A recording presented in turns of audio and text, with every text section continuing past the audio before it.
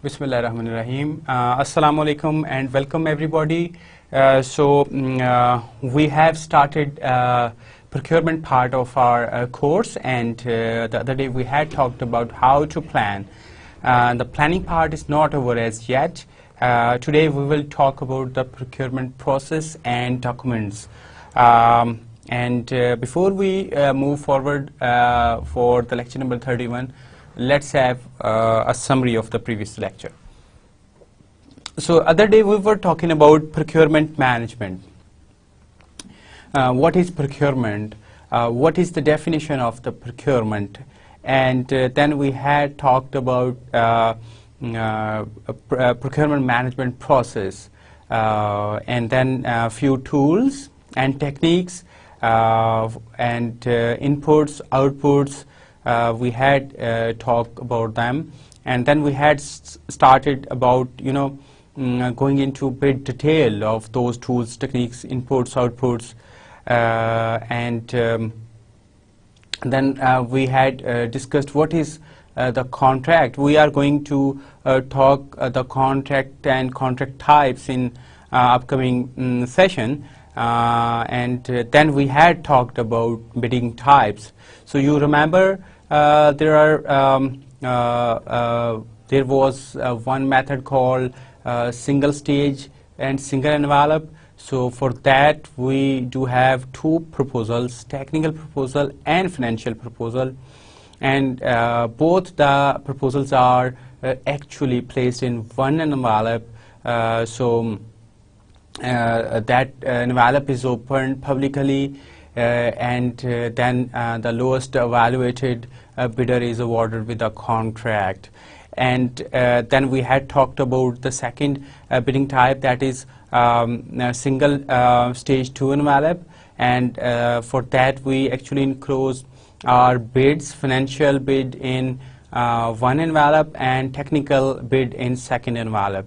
So what we do, we open the technical bids and then we get those evaluated, and after that the one who are actually getting passed through that technical bid evaluation, for only those bidders we open the financial bids, and the other people who are not able to get passed, their financial bids are returned back without opening them. So, and then we do have a comprehensive technical and financial bid evaluation, and on the basis of that collective evaluation, we do award the contract to lowest evaluated bidder. And then there was a method of 2 stages, and there was method of 2 envelope, 2 stages. In both the methods, supplementary financial bids concept was actually discussed. Okay, so in the last but not the least, we had given it a brief description of procurement as in general. Okay, so let's have that thing again. So procurement means acquisition of contractors, consultants for execution of works or provisions of service, goods, machineries, plants, equipments as required through the legal instrument of entering into a contract. The process of procurement in general include following tasks. So pre-qualification of contractors and consultants. So remember, so this is only valid where you are actually following pre-qualification mode of procurement. So there are 2 modes available, that is pre-qualification and post-qualification. So pre-qualification is when you are actually calling their technical profiles, and you evaluate them if they are capable to carry out that work pre-hand, and if they do have the financials, if they do have the requisite resources, and you get them evaluated. So everyone who is actually getting passed through that stage is put into a list of pre-qualified contractors or consultants. So then those contractors, like if you want to construct a road, and what you will do, you will publish a PQ notice in newspaper or media, whatever you use. So then you will ask about that. Okay, we want to construct this road, and the probable cost will be communicated later, but the interested parties may submit their proposals or their profiles for the pre-qualification. So when you hear such news or you read something, so by quoting that reference from where you have read that, you will write to the person nominated in that advertisement, and you will write to him or her that, okay, sir, madam, we are submitting our profile for your kind review and stuff like that. And then the people sitting over there, the employer side, they will evaluate, okay, so this company is a good company, they have requisite experience, okay, they do not have the financial resources, but they do have all the machinery available and stuff like that, all the registrations, and so there are so many parameters, and we had discussed about source selection criterion the other day, okay. So then basing on these criteria, and there is some numeric figures available, then you have a pool of contractors or consultants or service providers or suppliers, whatever the job you want to do. So then so there were like 100 requests or 100 profiles, and out of those 100 profiles, you have noticed that only 20 are serious campaigners. So your pre-qualification list will be comprising of 20 people. And then you will do that thing, you will write a letter after getting them pre-qualified, then you will write a letter to them, or you will publish again in newspaper, considering what is required within your organization. If your organization is okay with writing them the letters, every individual, or it is good to have published on website or stuff like that. So whatever is your process in your organization. For government sector projects, it is mandatory to give another advertisement, and for those pre-qualified contractors. At times this thing is becoming, kind of illogical. So while we have already this pool of the contractor, so why we are giving then very costly advertisements in newspaper? We can simply send normal mail letters to those contractors or consultants or suppliers, and they can respond. So for government project, there are other things to be considered as well. So one of the thing is fairness, and there are considerations which are not considered as important in private sector, because the corruption cases, as far as private organizations are concerned, those are a bit lesser, because lesser stakeholders are involved. But when even private entities, they become large, and NGOs and stuff like that, then they actually follow the same mode of advertisement for calling even the pre-qualified bidders. There might be 3 people or 4 people pre-qualified, but you give one advertisement, one good advertisement for the sake of the transparency and fairness. So everybody is well aware of your process, and it actually depicts that how fair or how open you are for the betterment of the process. So after again the advertisement, then you actually write to them, okay, submit your bids, and this is done through IFP, invitation of bids, invitation for bids, IFP, and request for proposal, RFP. So IFP is for supply, and then request for proposal is for the consultant, and for services. And then the pre-qualified contractors or consultants, they submit bid, but before they can submit bids, they must have a set of bidding documents available. So we are going to talk about this thing because they cannot prepare bids if they do not know what to write in those, or what to furnish with these bids. Okay, so that has been guided through bidding documents, and basing on those bidding documents, they actually submit their bids by specific time and by specific a date. Okay, and obviously location and the office. And then the employer, they open the bids according whatever they actually have specified. If that is pre-qualification involved, so that is very clear that that is single stage, one envelope. And if that is post-qualification based, then it must be single stage, two envelope, or two envelope, or two stages, and two stages bidding methods. So whatever the mode of or a type of bidding, basing on that, they open and evaluate bids proposals. So we have talked about how they open the envelopes and how do they get the bids.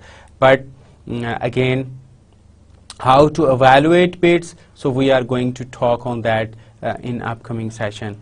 And then award of work is done to the lowest evaluated and responsive, substantially responsive bidder. He or she is actually awarded with the work. And then execution of the contract agreement is carried out. Okay, so there are mandatory procedures to be followed for all government or donor-funded procurements. So if you are working as a contractor or consultant to the government sector, then PPRA rules are applied to you as well. Okay, as far as these procurements are concerned. But if you are actually working with some kind of private entity, so then PPRA is good, but that's not binding. PPRA is binding only on to the public procurement sector. Okay, and but when you are working for some NGO or some donor agency, okay, then you have to follow the procurement guidelines of that donor or that agency. So the purpose of these procedures is to ensure that all procurements are conducted in fair and transparent manner. It also brings with it value for money to the executing agency. By executing agency, I mean the employer and the client, along with efficient and cost-effective procurement proceeds. So that is equally good for both the client and for the contractor or consultant or supplier, whatever the salaries. Okay, so this is about project procurement in general. So let's have a detailed discussion on that. Okay, so this is it. This is about flow chart, which is actually used for the works, and by works we do mean in procurement of engineering projects anything which is construction of. So if you are constructing this factory, so then you are actually carrying out this works thing. And there is, if you are designing that, so that is not the work, that is services. And if you are actually supplying something, some machine or even some material, then you are into supply contracts. Okay, so that is about so this flow chart is about procurement of works. Okay, so first of all is review of bidding documents. So what you have to do is before you actually go and so you should start preparing the bidding documents. For bidding documents, you must have specifications and instructions to bidder, ITB, and standard bidding document, SBDs, and conditions and terms. So all these are actually been studied somewhere in the organization. If you are an employer and you want to get the services, then this is the type of things you actually study. We are going to talk in detail on those in relevant sections of this presentation. And then we carry out pre-qualification of contractors. So there is written as required. Now, why this as required? What do you mean by as required? So if that is single stage and single envelope procurement bidding type, so then you can carry out pre-qualification. But if you are going for the two-stage and two envelope, for that is the bidding documents will be post-qualification based, and for that you won't pre-qualify the contractors, but then you will. And then invitation of bid, ITBs. So you should not confuse this ITB. This is instruction to bidder, and this is ITB, invitation of bids. So these are called. And then receiving bids, we receive the bids, and then bids evaluation. For that, if you are carrying out pre-qualification, then major evaluation criteria is most of the time is cost, and whichever is. So if somebody has quoted, so your estimate is 100 rupees, and somebody has quoted like 110, another one is quoted 112, and another one is 113. So you will award the contract to 110 because only one criteria is given for the evaluation of the bids. So that is procurement flowchart for the works. And in pre-qualification, we ensure that the bids submitted only by the firm that have the necessary qualification in terms of eligibility. So let's say there is an example of one eligibility thing is only that contractor or consultant can apply who holds or who hold the residency of one specific province, like in FATA, only the locals can actually go and have the contracts, and no other is allowed to participate into the bidding.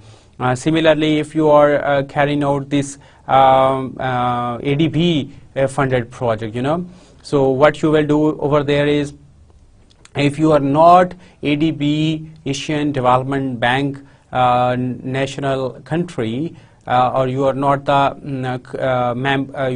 national of the ADB country member, so then you are not eligible to participate in that bid. So and then experience. So if you do have the experience of roads and you have constructed like roads for last 10 years, but this is a building project, so you do not have that experience in constructing that building, see. So then you are not able to get pre-qualified. And financial capacity, okay, so if the work is like they have stated that the financial capacity should be like 10 million, credit limit should be like 100 million, and you are having like 56 million, then you won't get pre-qualified, or you won't get good grade as far as financial capacity is concerned. Then pending litigation, that is also very important. Like if you are going against the employer in some court of law and you want to even have the business again with the employer, that is not fair, either you should settle the score or you should work with that guy. Okay, so these are few considerations as far as pre-qualification is concerned. So to undertake the work for which bids are to be invited, it is made sure that only technically and financially capable firms having adequate managerial capability are invited to submit their bids. So that is kind of the requirements we are having for the pre-qualification of the works, okay, for the contractors. Okay, so then evaluation of the bids. So bid evaluation committee prepares a detailed report on the evaluation and comparison of the bids. So this report is signed by each member of the committee. Evaluation is carried out as under the work has been administratively approved and technically sanctioned. Financial concurrence exists. The bids are also checked arithmetically. The bids are being received through wide publicity in press and website. So the bids as a whole are the rates quoted for individual items are reasonable. The bid conform to the provision of tender documents as responsive. So these are few parameters on which the bids are evaluated.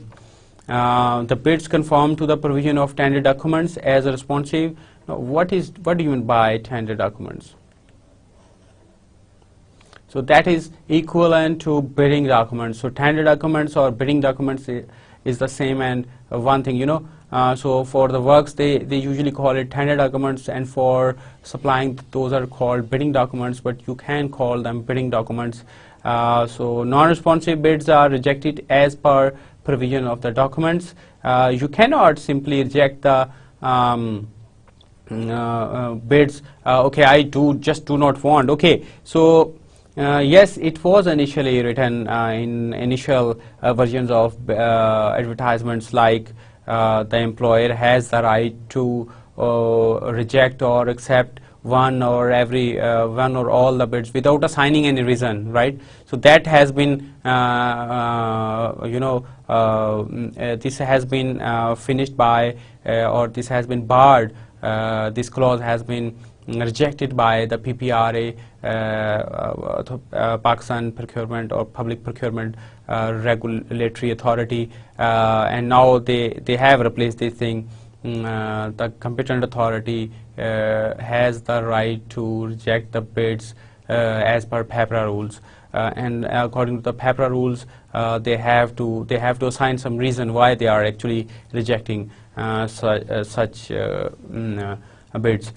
So while you are preparing those documents, clearly state that what are the terms and conditions, and hence the bidder should know that if he or she is not providing those particular things in his or her bid, then his or her bid is going to get non-responsive. Okay, so so this is a kind of responsiveness in those.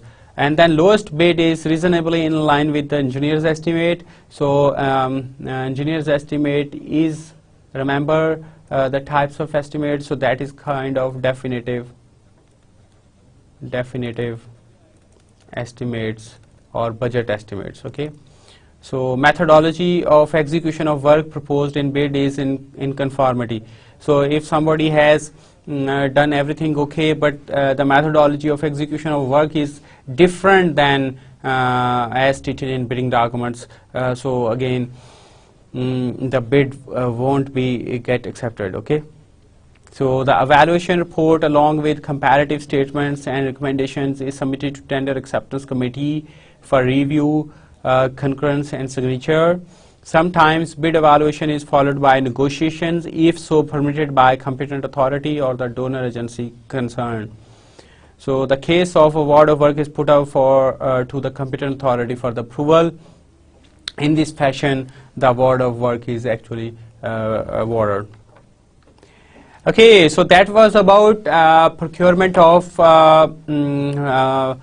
works flowchart, and now procurement of services flowchart. So again, we are having pre-qualification of consultant as required, and but if that is based on single stage or then you are having. But at times, yes, if you are having single stage 2 envelope and still you get your consultants pre-qualified, so that is quite okay.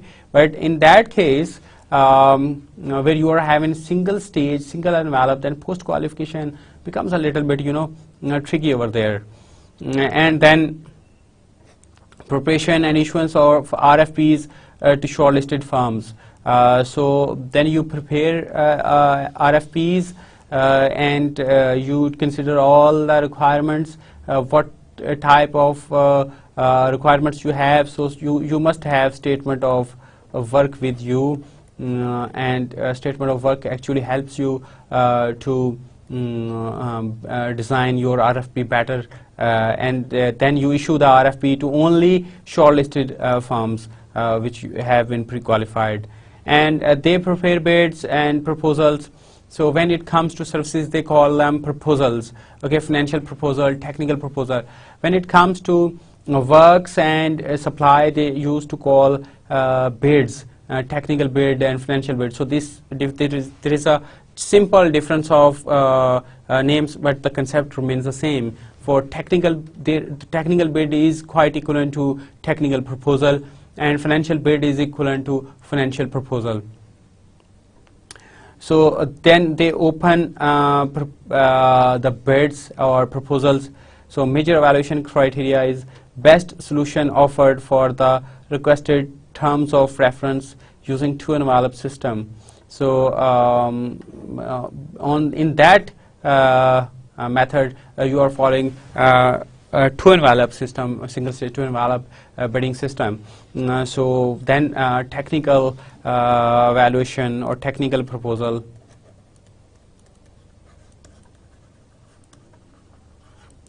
is having about 70%, and then financial proposal is having like 30%, right? So yes, at times even people may use 80% for technical and 20% for financial. So that is again a very good case, and also actually referring to how important the technical aspect is for the organization or for the employer. They are least bothered about the cost. They just want to have best thing available with them, or their work is so sensitive, so they cannot take a risk for costing as far as their technical thing is concerned.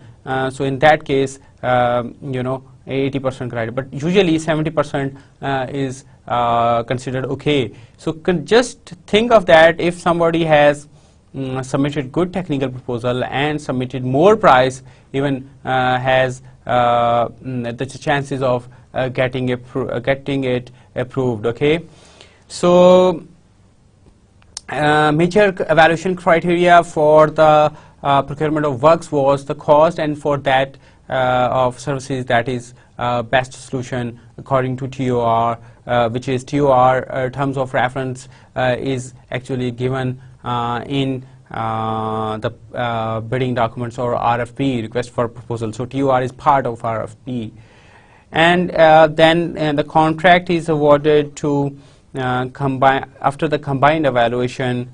The contract is awarded to lowest evaluated and substantially responsive bidder. So as far as procurement of consultant is concerned, then pre-qualification of consultant is discussed over there. So the first thing is pre-qualification process. So pre-qualification of consultants based on public regulatory authority rules, procurement, so public procurement.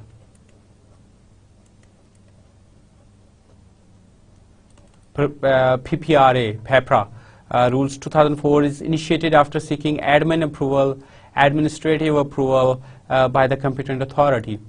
And then PQ notice to be published in newspapers and displayed on websites of procurement regulatory authorities, as well as the relevant authority or ministry or department.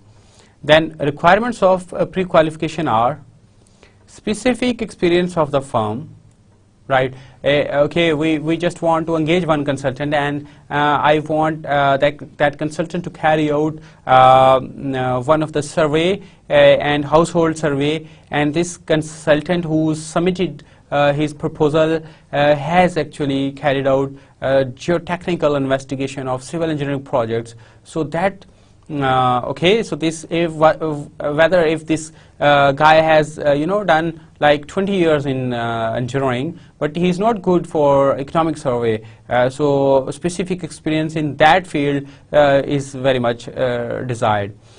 And then list of permanent technical staff with full address employed by the firm. So what happens over there is, when there is a project, so companies even establish in 2 or 3 rooms. So I'm not actually saying that the companies based on 2 or 3 rooms are bad, but they do not have that capacity, or they do not try to increase their capacity. So they actually go and hire freelancers, or the ones who are readily available, and they are doing their own jobs, and part-timers.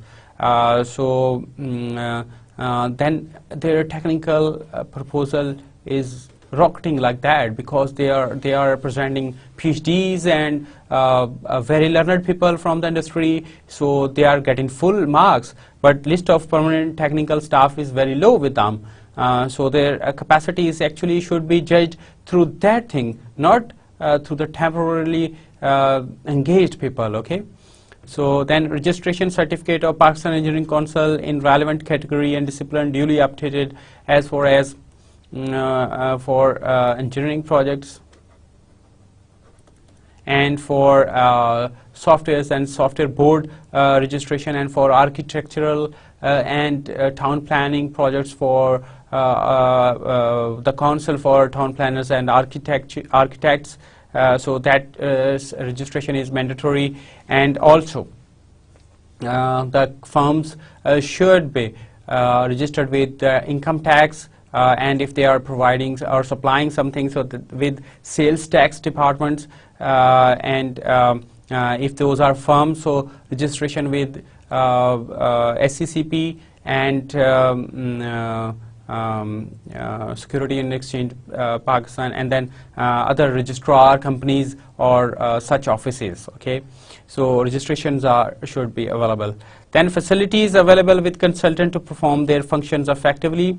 If they are having 2 or 3 rooms office, and then what is your requirement? You think that okay, there would be 50 persons who will work on your project as far as consultant is required, but the consultant has only 3 rooms. So it is kind of difficult to arrange space for.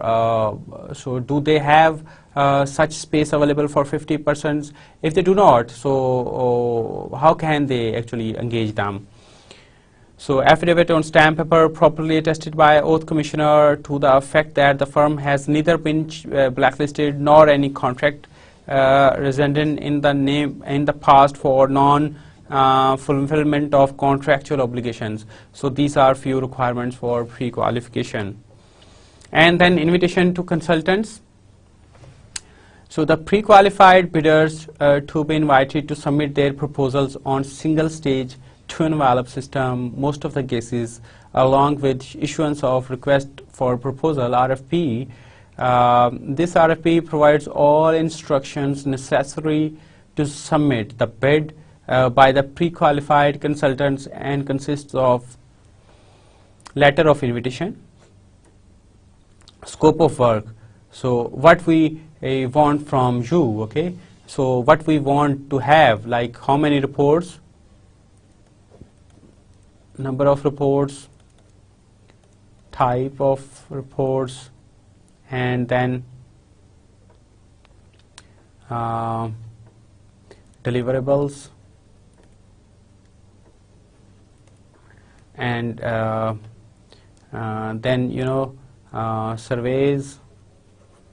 Everything is actually getting part of scope of work. Okay, and then there is technical proposal standard forms So it is good to provide those for the understanding of the potential bidders.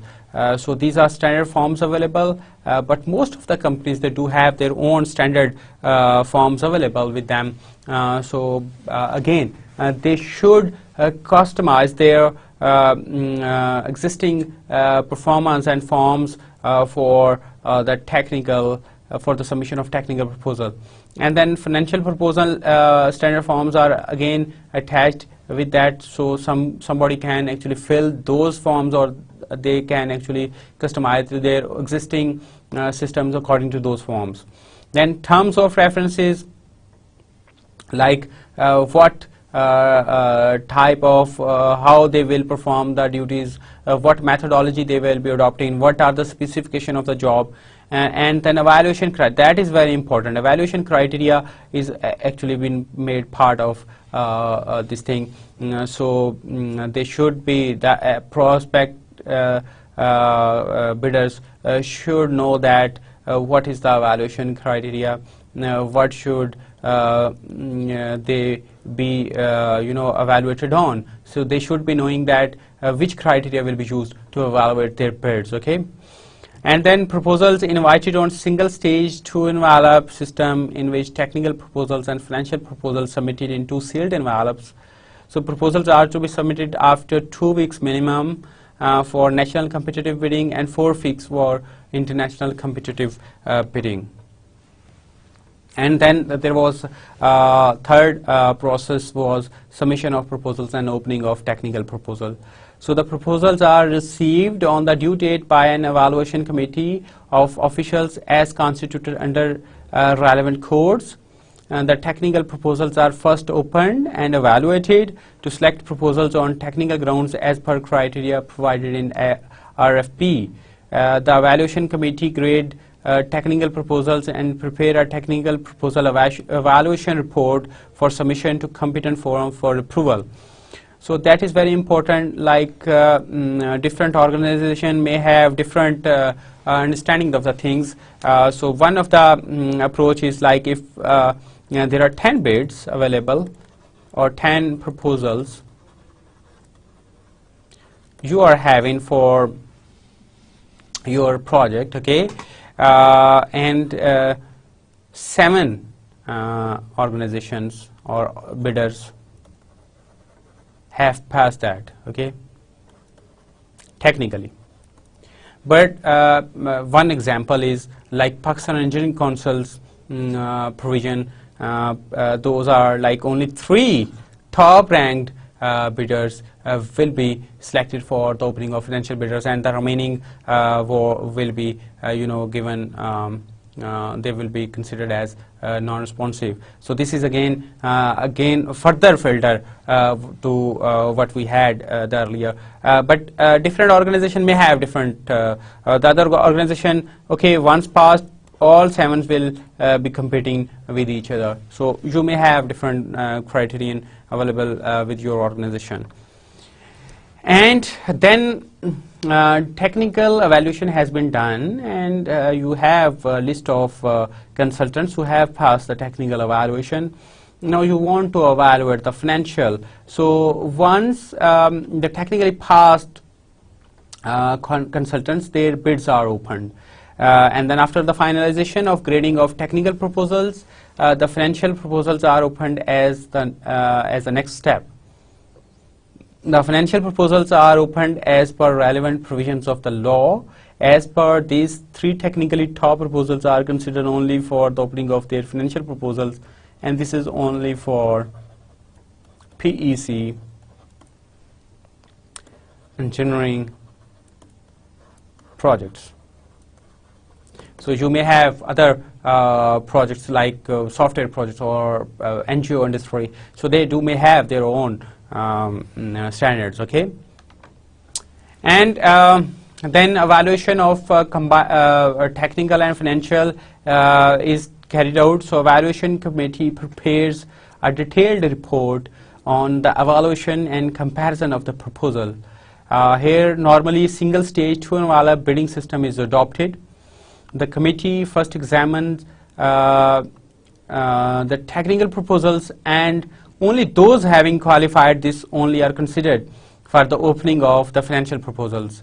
So this is followed by negotiation with rank number 1 firm to negotiate all terms and conditions and conclude to a bidding contract. This also include a review of scope of work plan et extra, and subsequently contract amount is finalized on the basis of agreed work plan and man months.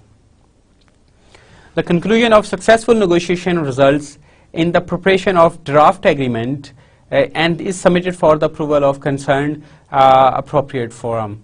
After obtaining approval, the final contract agreement is signed and issued to all concerned. So this is how evaluation of the proposals for services is carried out. And one of the very good, and for your clarity, this table is given over there. So for clarity, following table indicate this criteria for preparation of detailed design and construction supervision proposal for a construction project.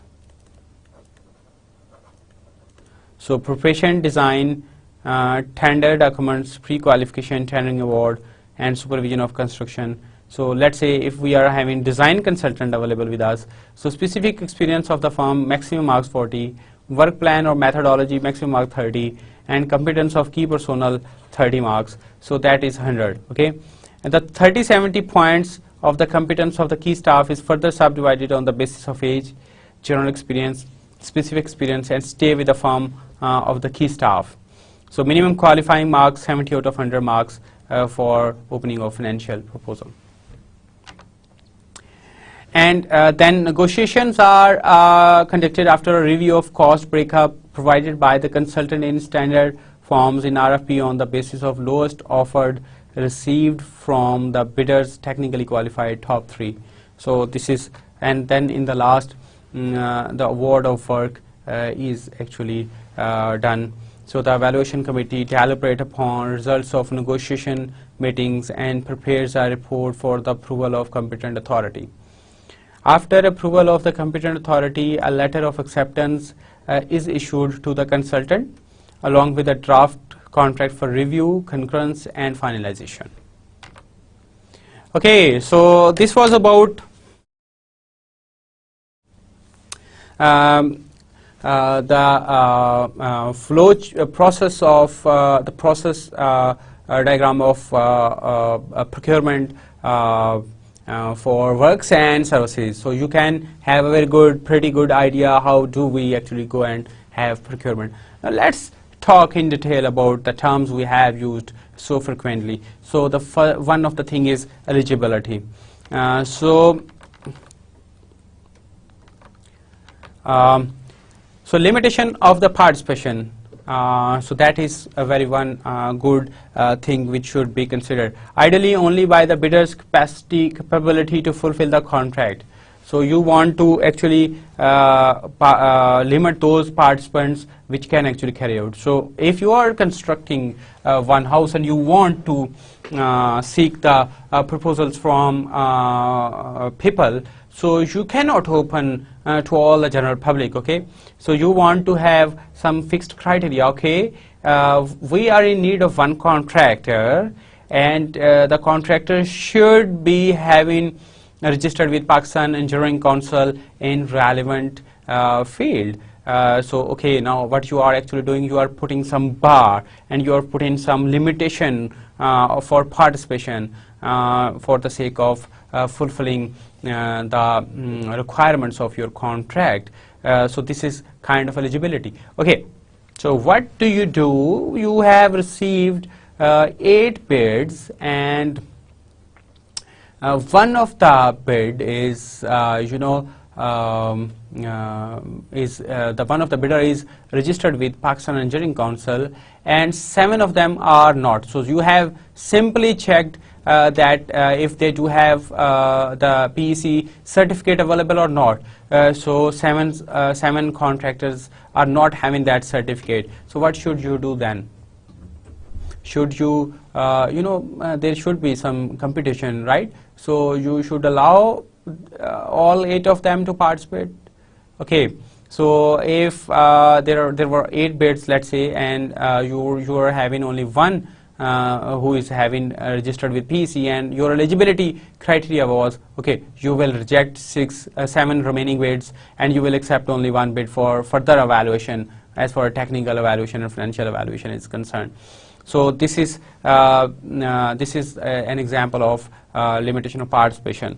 So other exceptions, compliance with relevant laws and rules. So if somebody has been blacklisted by some of the organization or some body, then you should not actually consider that organization. Okay, conflict of interest should be very closely monitored. A party has interests that could improperly influence that party's performance of official duties or responsibilities, contractual obligations, or compliance with law. Government-owned enterprises, this is invoked when we are actually talking about NGOs and donor agencies. So they do have issues with such organizations. Unless they are legally and financially autonomous, operate under principles of commercial law, and not dependent on executing agency, and declaration of ineligibility by regulatory bodies. We are going to have some case studies. Okay, so let's talk about some eligibility criteria. Okay, so as far as this donor agency concept is concerned, so they do not want that a single dollar or single rupee is actually gone beyond the boundaries of the member countries. Okay, so if we are talking about ADB, so ADB, Asian Development Bank, they do not want that any non-ADB member can participate. They simply do not allow that. Okay, so single rupee should not be having transaction outside ADB member countries. So keep this thing in mind, and now let's have the case studies. So bids for a road project in China, including the requirement for the telecommunications system. One bidder, a Chinese contractor, so that is good. He is from very ADB member or donor agency member, offered equipment that was manufactured in South Africa. The value of this item was 5.2% of the total bid price. South Africa is not a member country of the donor agency. How should this bid be treated? Should that be treated as responsive or non-responsive? Well, if your answer remembering, 1 rupee should not be allowed to get transacted. Okay, so okay, that is not, South Africa is not member country, and hence 5.2% of the total cost is going into that country. So we will term this bid as non-responsive. Donor agency investigated the relationship between 2 bidders for contract in India. Each of the 2 companies submitted bids for the same contract as separate companies with different names. The investigation found that the companies both had the same head office address and that the owners were brothers living at the same address. How should this bid be treated? So they are having 2 bids, and so again, conflict of interest, and so considering that thing, you will declare this bid as non-responsive. An American company bid for the supply of fabricated steel poles, which it manufactures at its factory in the United States. Very fine. It obtained the steel from Mexico. USA is member country of the donor agency. Mexico is not. How should this bid be treated? Now, raw material is coming from outside the donor agency country. Again, you will not accept that because you do have very good idea. Okay. A bidder is owned and managed by Americans and manufactures widgets at its factory in United States. The company has incorporated in the Salmon Islands and for the tax purposes. How should this bid be treated? Now, what they are actually doing, they are having factory in United States and stuff like that, but for the tax purposes they are having a head office somewhere else. So tax is being paid in the other country. So again, you won't accept this bid and you will declare this as non-responsive. So these are a few examples of eligibility. And then there is definition of misprocurement. If procurement is not carried out as agreed, the client will declare misprocurement, cancel corresponding portion of financing, exercise other remedies. If appropriate, donor agency may permit rebidding. Donor agency or employer or client. So these are misprocurement if that is not done according to the terms and conditions we have set. Okay, one very good topic, that is about fraud and corruption. Okay, so one of the very important topic, that is about fraud and corruption. So many people, they do not have very good definitions among them about fraud and corruption. So let's have the definition. So corrupt practice or corruption means the offering, giving, receiving, or soliciting directly or indirectly anything of value to influence improperly the actions of another party. For example, bribery, kickbacks, extortion, bid manipulation. So that is corrupt practice. And what is about fraudulent practice? Action or omission, including a misrepresentation. बात कुछ थी, आपने कुछ बताया, आपने ये नहीं बताया कि मेरे भाई ने भी बिड किया हुआ है. सो आपने जानबूझ के कुछ हकायक छुपाए जो भी evaluation करने वाला. So that knowingly or recklessly misleads or attempts to mislead a party to obtain a financial or other benefit or to avoid an obligation. For example, false bid security, bank guarantees, work certificates, financial statements. So these are fraudulent practices. So you should be very clear about what is corruption and what is fraud, okay? And then collusive practices, an arrangement between two or more parties designed to achieve an improper purpose, including influencing improperly the actions of another party. For example, leaking of bid information, rigged specifications, and stuff like that. So these are collusive practices.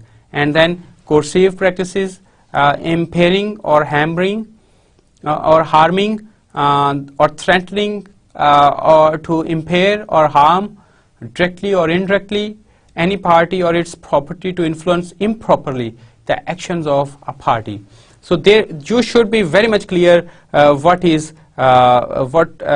category you are actually referring to when you are referring to some bad thing happening or misprocurement happening. So whether it is a corruption or fraud or collusion or a coercion, whatever you are having, so you must be having very good idea. Okay, now we will be talking about procurement plan preparation.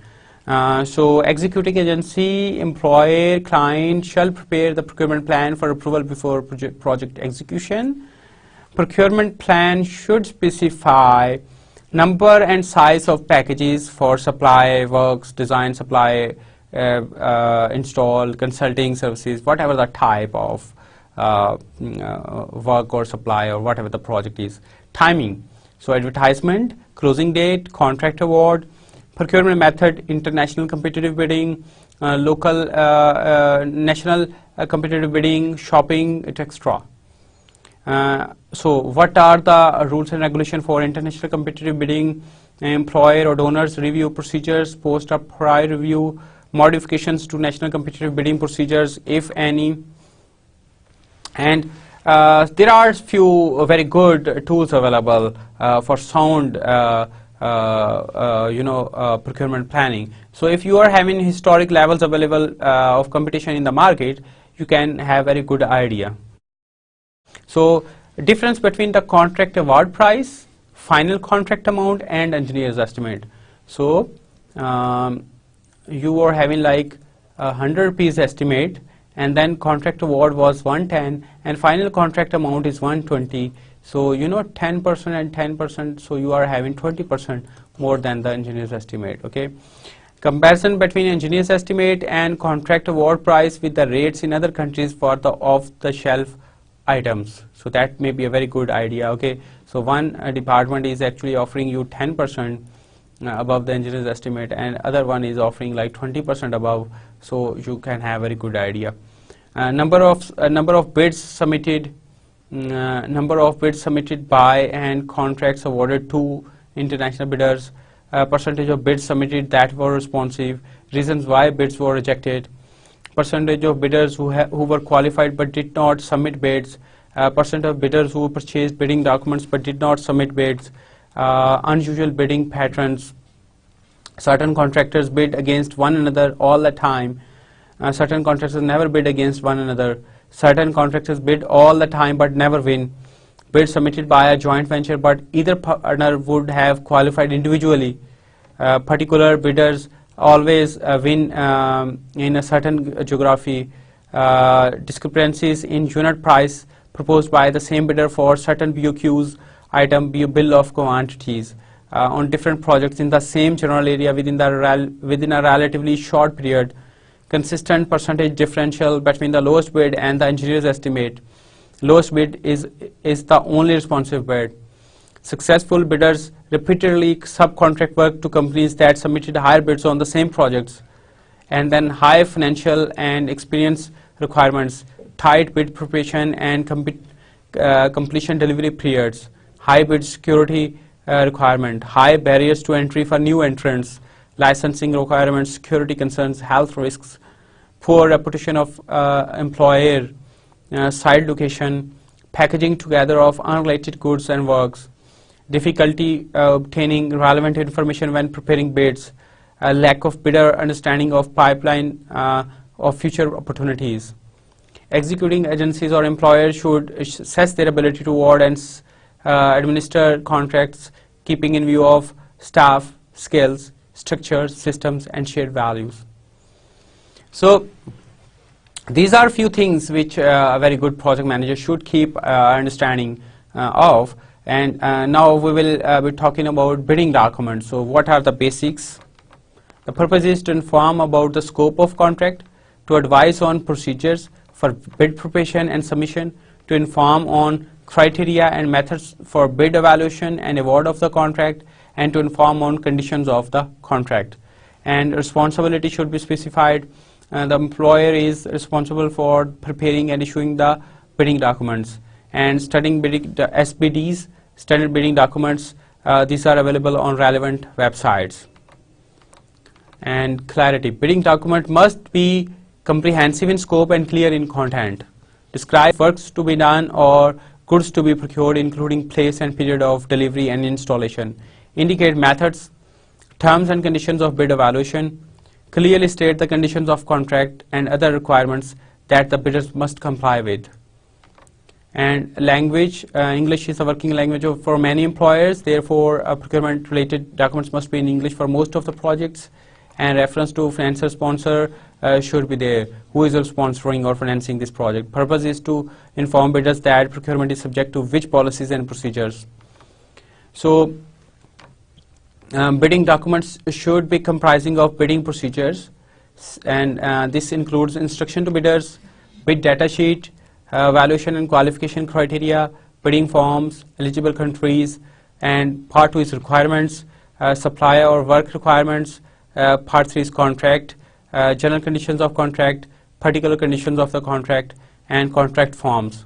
What do you mean by ITB? So you have to specify general procedure that regulate the bidding process. Contents are standard clauses that have been designed to remain unchanged and to be used without modifying their text. Bid data sheet, to provide information specific to a particular bidding process in order to supplement the information or requirements of section 1. Content, clauses which are numbered with the same number as the corresponding clauses of section 1, introduction to bidders. ITB and BDS contents, bid data sheet contents. So A, general scope of bids, source of funds, corrupt practices, eligible bidders, eligible goods and related services, contents of bidding documents, sections of bidding documents, clarification of the bidding document, amendment of the bidding documents, preparation of bids, the cost of bidding, language of bid, documents comprising the bid, bid submission sheet and price schedule, alternative bids, bid prices and discounts, currencies of bids, documents establishing the eligibility of the bidder, documents establishing the eligibility of the goods and related service, documents establishing the conformity of the goods and related services to the bidding documents. So these are, again, you must be having this list of, huge list of contents of ITBs and bidding BDS. So all are given, you actually go through all this thing, okay? So over there you can see like post qualification of the bidder, purchaser rights to accept any bid and to reject any or all bids, award of the contract, purchaser right to vary quantities, notification of award, signing of the contract, performance security, and then you are having these detailed, everything is actually been told to the this guy, okay? So in the last, let's have the summary of this very lecture, okay? So today we have talked about the procurement process of work and procurement process for services, and we have done some case studies on eligibility, and then we had talked about procurement plan preparation and what are the key indicators to consider while you are preparing your bid documents. And then we had talked about bid document outlines, ITBs outline, and BDS outlines, and everything is covered in those documents, okay? So that's it for today, and I hope we have learned new things, and I say thank you and Allah Hafiz.